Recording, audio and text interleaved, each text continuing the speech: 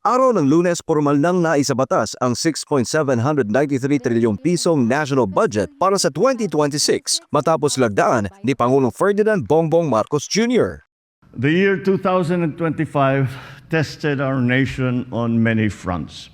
We experienced climate-related disruptions, earthquakes, economic uncertainty, and the exposure of widespread corruption within our system. These challenges are painful, but they also made one thing clear: real change could no longer wait.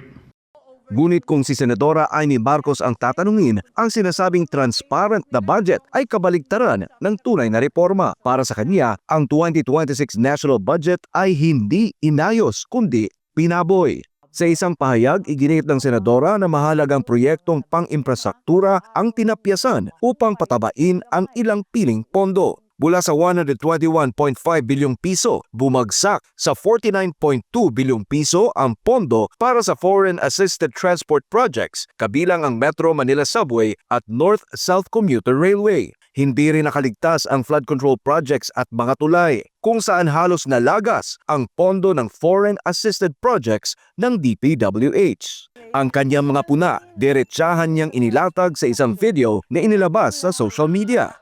Ayan na naman, DPWH Foreign Assisted Projects, kasama na dyan yung mga pumping station ng Metro Manila, Pasig Marikina Spillway, yung Cavite Bataan Tulay, Negros na mga tulay. Nako, 70 billion sa original, naging 17 billion na lang ngayon sa budget. 52.3 billion ang nawala, kaya ang proyekto matabang.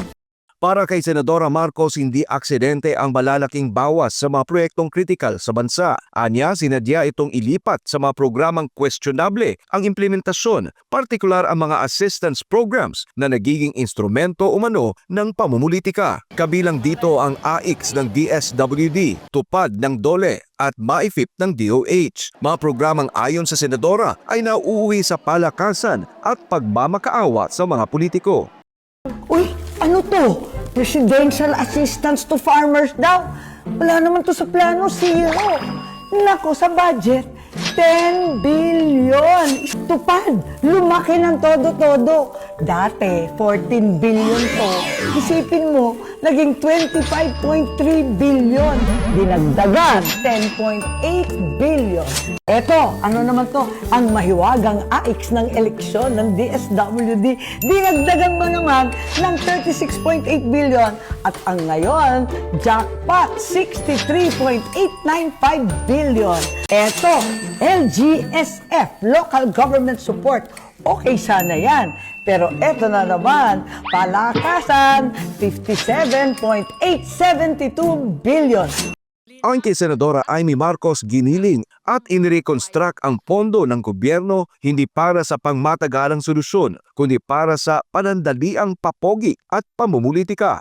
Sa parehong video, iginit pa ng Senadora na ang ilang alokasyon ay maaring gamitin sa paglalatag ng galaw politikal, kabilang na umano ang hakbang laban kay Vice President Sara Duterte. Kaugnay nito ay sinabi naman ni Senador Sherwin Gatchalian na nirerespeto niya ang pananaw at opinyon ni Senadora Amy Marcos kaugnay sa 2026 national budget. Gayunman, binigyang diin niya na sa ilalim ng anti-EPAL provision ng General Appropriations Act, naglagay na ang Kongreso ng mga safeguards upang maiwasan ang pang-aabuso sa paggamit ng pondo, lalo na ng mga politiko. Ngunit malinaw rin ayon kay Gatchalian na nakasalalay pa rin ito sa ehekutibo at sa mga ahensya ng gobyerno.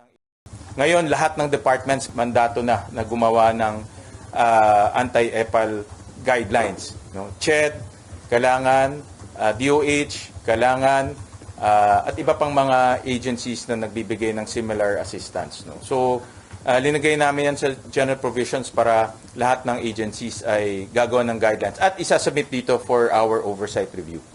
Para sa Diyos at sa Pilipinas kung mahal, Troy Gomez nag-uulat, SMNI News.